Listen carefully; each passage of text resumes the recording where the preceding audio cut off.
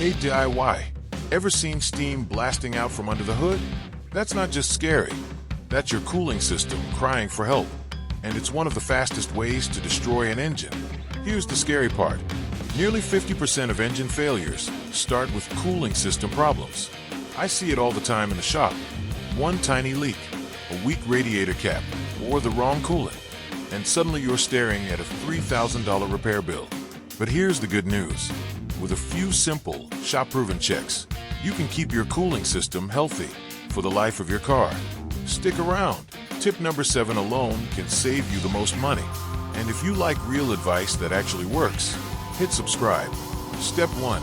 Use the right coolant. Last month, a Corolla came into my shop with the temperature gauge bouncing all over the place. The owner had been topping it off with a random universal coolant, thinking all coolant was the same. Big mistake. The wrong coolant had started corroding the radiator, and the fluid smelled awful and looked like muddy soup. When that happens, your engine isn't being protected anymore. Here's the fix. Always use the correct coolant type listed in your owner's manual, mixed about 50-50 with distilled water, and follow the recommended flush interval. If your coolant looks dirty or sludgy, get a full flush. A cheap flush beats an engine rebuild every time. Step 2.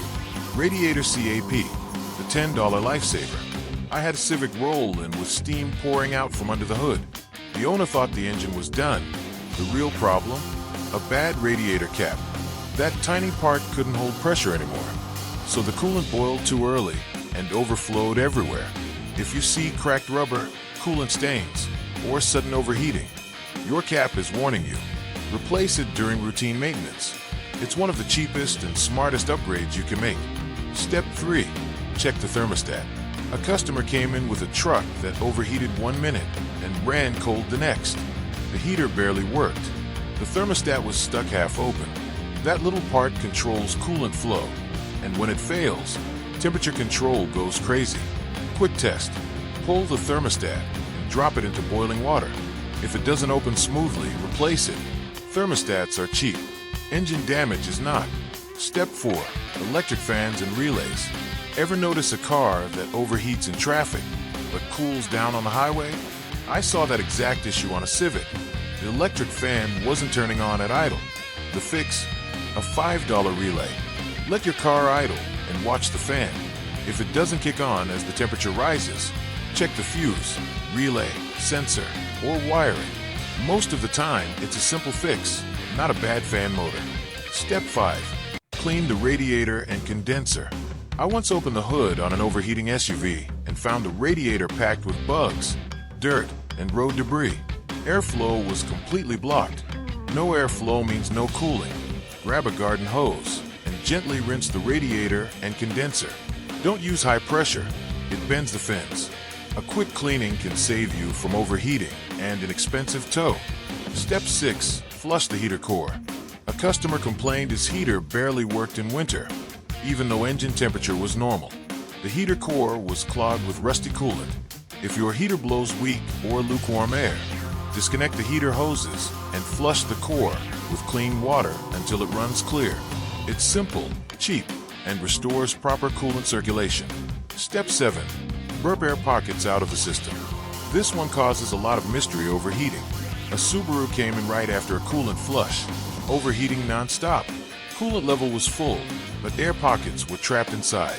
Air blocks circulation and causes temperature spikes. After refilling coolant, start the engine.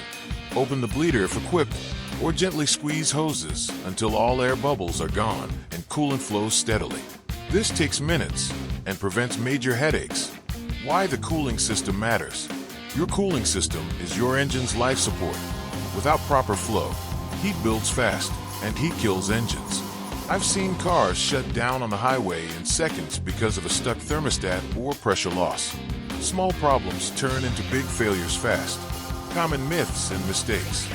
Universal coolant works in every car. False. Topping off with tap water is fine. Also false. Tap water causes corrosion, scale buildup, and early failure. Always use distilled water and the correct coolant type. Cutting corners here always costs more later. Warning signs you should never ignore. Temperature warning light. Heater blowing cold in winter. Sweet smell inside the cabin. Coolant puddles under the car. Those are early warnings.